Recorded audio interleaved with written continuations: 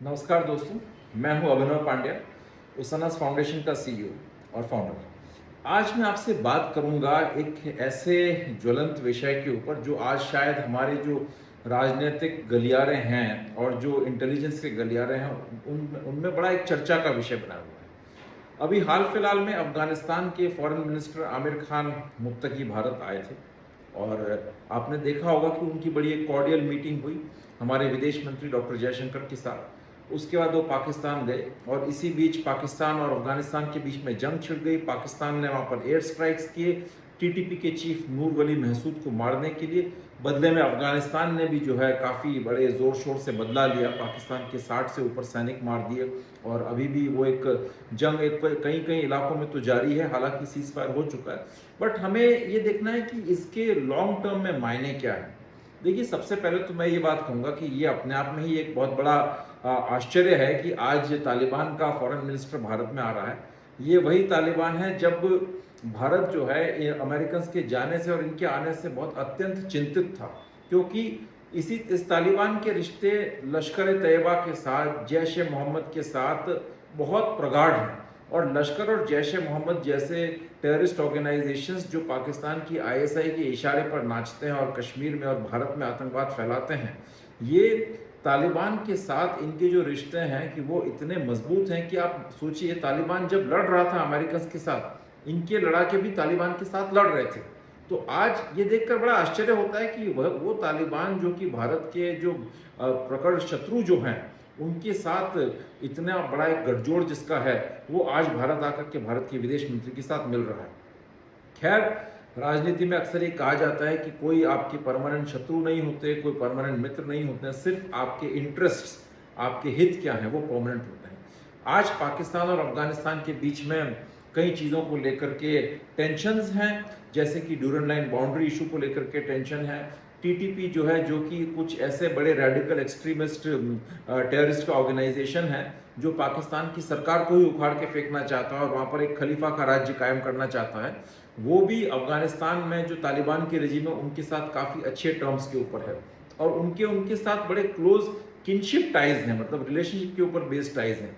और अफगानिस्तान का तालिबान जो कि चूंकि खुद एक बहुत ही कट्टरवादी संगठन है, वो टीटीपी को शरण देता है, इसीलिए पाकिस्तान उनसे खफा है और रोज ये जंग चल रही है।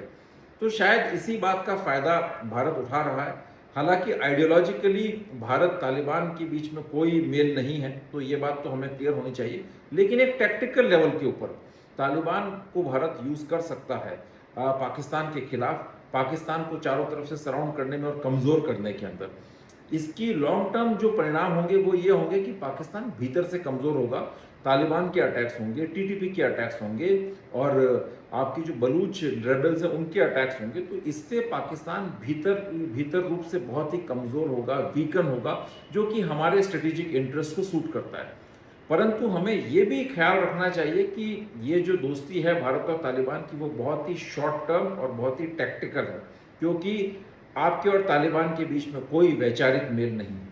आप याद रखिए, जब IC-814 विमान को हाईजैक किया गया था जैश ए मोहम्मद के सरगना मसूद अजहर को छुड़ाने के लिए, तो वो विमान यहाँ से कंधार ले जाया गया था और वहाँ पर तालिबान ने ही उस पूरे प्रोसेस को फैसिलिटेट किया था। तालिबान ISI के इशारों पर काम कर रहा था और तालिबान जिस कट्टरवादी देवबंदी विचारधारा को फॉलो करता है, जैश ए मोहम्मद भी उसी को फॉलो करता है और मसूद अजहर के भी तालिबान के साथ बहुत अच्छे रिश्ते हैं। तो ये कुछ चीज़ें हैं जो आपको बैकग्राउंड में हमेशा नज़र में रखनी चाहिए और रखनी चाहिए भी, क्योंकि कुछ लोग हैं यहाँ पर जो बहुत खुश हो रहे हैं कि तालिबान हमारा दोस्त बन गया है और तालिबान जो है भारत के साथ मिलकर के पाकिस्तान को काउंटर कर रहा है। ये एक बहुत ही शॉर्ट टर्म और टैक्टिकल अरेंजमेंट है। कल को शायद आपको इस सिचुएशन के लिए भी तैयार होना चाहिए कि अगर कोई इस्लामिक इश्यूज पर बात आती है तो तालिबान और पाकिस्तान फिर से एक हो जाए। हो सकता है कतर या सऊदी इनके बीच में कोई मध्यस्थता करवा दें और तालिबान और पाकिस्तान के बीच में हालात ठीक हो जाएं और भारत के लिए एक नया थ्रेट प्रोड्यूस करें। दूसरा पहलू जो मैं इस वीडियो में एड्रेस करना चाहता हूं वो ये कि अभी तालिबान के जब फॉरेन मिनिस्टर इंडिया आए थे वो देवबंद गए थे और देवबंद में उन्हें बड़ा एक हीरो की तरह वेलकम किया गया था। वहां पर कई स्कॉलर से मिले। अब कई राजनीतिक गलियारों में ये बात चलने लगी है कि भारतीय विदेश मंत्रालय को देवबंद को यूज करना चाहिए तालिबान से एंगेज करने के लिए। और कई लोगों ने तो उससे भी 10 कदम आगे जाके ये कह दिया है कि देवबंद एक बहुत ही शांतिप्रिय संदेश देता है और उस भारत के लिए इससे सुनहरा अवसर कुछ नहीं है। मैं इस बात से बिल्कुल इत्तेफाक नहीं रखता। अगर देखिए, मैं आपको कुछ देवबंद का इतिहास बताना चाहूँगा। वो एक प्यूरिटैनिकल और ऑर्थोडॉक्स और फंडामेंटलिस्ट रिलीजियस ऑर्गेनाइजेशन है। पाकिस्तान में जितने भी टेररिस्ट ग्रुप्स हैं, चाहे वो हरकतुल मुजाहिदीन हो, हरकतुल अंसार हो, हुजी हो, जैश ए मोहम्मद हो, सिपाही साहबा हो, लश्कर जंगवी हो, वो सब देवबंदी आइडियोलॉजी को फॉलो करते हैं। तालिबान भी देवबंदी आइडियोलॉजी को फॉलो करता है। ये बहुत ही एक एक्सट्रीमिस्ट और रेडिकल आइडियोलॉजी है। हालांकि भारतीय देवबंद जो है उसने फतवे दिए हैं आतंकवाद के खिलाफ, सुसाइड बॉम्बिंग के खिलाफ, और भारतीय देवबंद ये क्लेम करता है कि उनके पाकिस्तानी देवबंद के साथ कोई रिश्ते नहीं है। परंतु आप इस बात को नकार नहीं सकते कि आइडियोलॉजिकल लेवल पर, फिलोसॉफिकल लेवल पर देवबंद विचारधारा चाहे पाकिस्तान हो चाहे भारत में हो, एक ही है। और चूंकि ये लोग जब भारत में आते हैं, चाहे आमिर खान मुत्तकी जैसे अभी आया वो देवबंद गया, और उसके पहले सबसे इंटरेस्टिंग बात तो ये कि मौलाना मसूद अजहर, जैश ए मोहम्मद का चीफ, जब भारत आया था तो वो भी पहले देवबंद गया था। तो ये बात ही अपने आप में ये प्रूव करती है कि जब ये लोग भारत आकर के देवबंद जाते हैं तो कि इनकी देवबंद जैसे इंस्टीट्यूशन के अंदर कितनी आस्था है।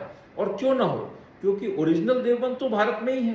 पाकिस्तान में जो देवबंद है वो तो इसी का ऑफशूट है और यहीं से गया है। दूसरी बात, देवबंद का एक और ऑफशूट है तबलीगी जमात। तबलीगी जमात के बारे में तो यूरोपियन रिसर्चर्स कहते हैं कि पूरा यूरोप के अंदर 80% जिहादिस्ट वहां से आते हैं। पाकिस्तान में आईएसआई के फॉर्मर चीफ्स तबलीगी जमात से हुए हैं। और स्ट्रैटफोर्ड की जो रिपोर्ट है, जो कि एक ग्लोबल इंटेलिजेंस फर्म है, उसके according Tablighi Jamaat indirect way to terrorism है। उसमें लोग जाते हैं, रेडिकलाइज होते हैं और टेरर ग्रुप्स ज्वाइन करते हैं। तो आई थिंक, मुझे लगता है कि भारत को ये सब बातें ध्यान में रखनी चाहिए तालिबान से एंगेज करते वक्त। और अभी जो डिफरेंसेस हैं पाकिस्तान और तालिबान के बीच में, उनको कहीं ना कहीं आई थिंक स्ट्रेटेजिकली हमारे लिए बड़े यूजफुल हैं। तो उनको नज़र में रखते हुए इस एंगेजमेंट को आगे बढ़ाना चाहिए, परंतु अपनी सावधानी हमेशा बरतते रखनी चाहिए और ये मान के चलना चाहिए कि ये एंगेजमेंट कोई बहुत लॉन्ग लास्टिंग नहीं हो सकता। ये एडहोक और टेम्परेरी अरेंजमेंट है। एक लास्ट बात जो मैं और कहना चाहूँगा वो ये कि पाकिस्तान के रिश्ते Islamic state of Khorasan province के साथ लगातार प्रगाढ़ हो रहे हैं, जो कि तालिबान के लिए एक और सरदर्द हो सकता है। पाकिस्तान ने शायद तालिबान को कंट्रोल करने के लिए भी आईएसकेपी को नर्चर करना शुरू किया है, उनके साथ एक तालमेल बिठा लिया है। और आईएसकेपी की तालिबान के साथ लड़ाई है क्योंकि वो एक वैचारिक मतभेद है। वो एक और extreme form of Islamic system लेके आना चाहते हैं। उन्हें लगता है कि तालिबानी जो है वो सफिशिएंटली इस्लामिक नहीं है, वो खलीफा का राज्य नहीं लाना चाहते हैं। तो आई थिंक इन मतभेदों को भी जो है एक स्ट्रेटेजिकली यूज किया जा सकता है हमारे इंटरेस्ट को आगे बढ़ाने के अंदर। इसी के साथ मैं अपनी बात समाप्त करता हूँ। बहुत बहुत धन्यवाद। Thank you very much. जय हिंद, जय भारत।